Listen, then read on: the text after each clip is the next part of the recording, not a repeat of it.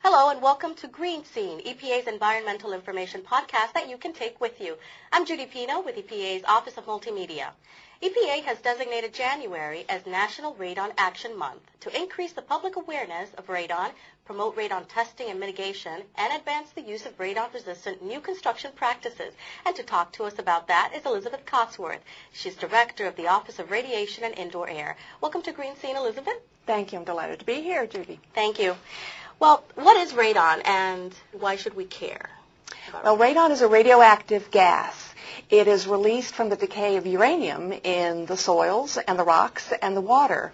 And it's released into the air, and then it's not such a problem.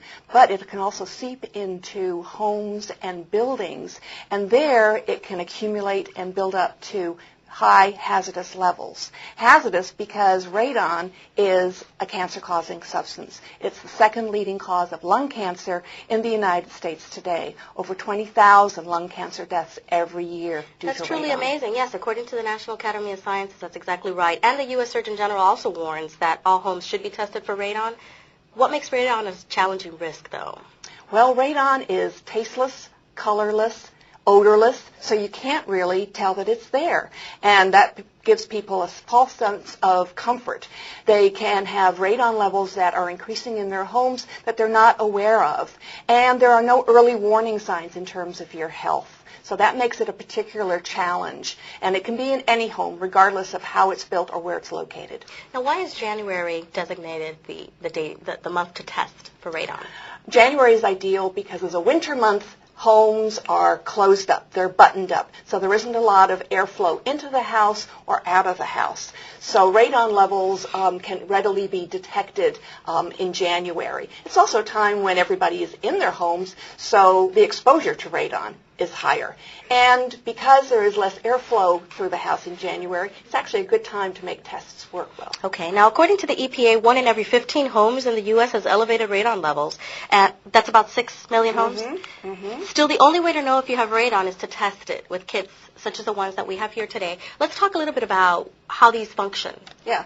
There's a wide variety of test kits that are on the market. They're easy to get from do-it-yourself stores, hardware stores, even online. They're also very inexpensive. Most are well under $25.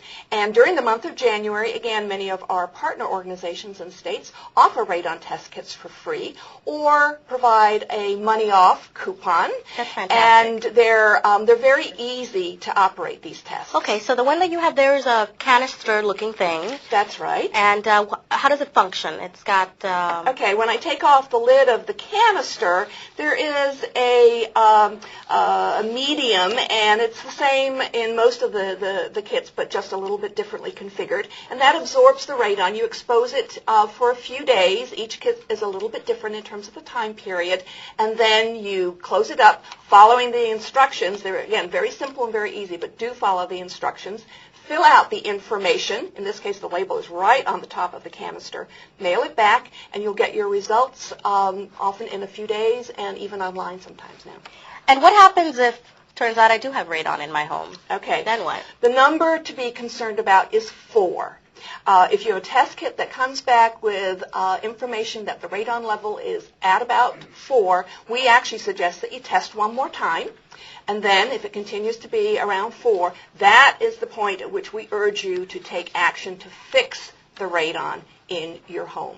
We suggest that you engage a certified professional, someone who can provide quality fixing services, and many of the state websites will give you information on who to contact for those. So it is preventable. Now, the main issue is that there is no federal mandate or regulation on it. So what's EPA's role in helping people figure out what to do with this? Well, we provide information, education, and outreach to encourage voluntary action by homeowners, by consumers, to both test and then to fix their homes. We rely on public service campaigns, hotlines, websites to get the message out, to test, to fix, or to buy radon-resistant new construction in new homes. And all that information is on EPA.gov. What about new homes?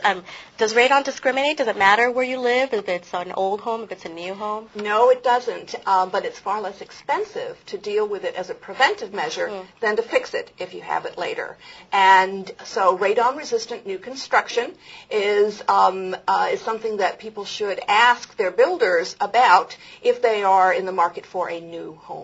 So and insist on it as a healthy home. So you could talk to your builder, or you could talk to your real estate agent, or during the real estate transaction. That's right. The real estate transaction is also another wonderful opportunity to think about a healthy home. And to sell a home, people should think about testing and fixing. And if you're a buyer of a home, ask about the radon levels and what's been done. What about if you're in a condo? Well, it's still a concern, particularly if you are in a condominium that has a basement or a ground level.